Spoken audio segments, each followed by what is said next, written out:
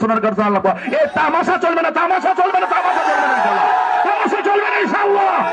এই মাতব্বরে সুন্নি জনতা, মাতব্বরে শান্তিপ্রিয় জনতা, এবারে নির্বাচন সারা বাংলাদেশের রোল মডেল হিসাবে চুনারগড় মাতব্বরকে আমরা দেখাই দেবো ইনশাআল্লাহ। বলেন রেজাল্ট দিয়ে যেতে হবে ইনশাআল্লাহ।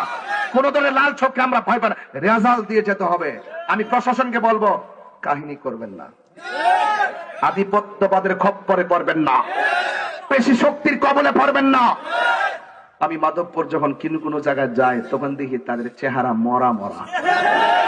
জিজ্ঞেস করলাম সোনারঘাট গেলে মানুষ পাগল হয়ে যায়, আনন্দ আত্মহারা। গতকাল 5, 7, 10, 20 হাজার মানুষ নিয়ে প্রোগ্রাম করলাম, 8টা প্রোগ্রাম করলাম রাত্রেবেলা, হাজার হাজার লোক, এরা আনন্দ আত্মহারা। কিন্তু মাধবপুর আসলে দেখি চেহারাটা মরা মরা।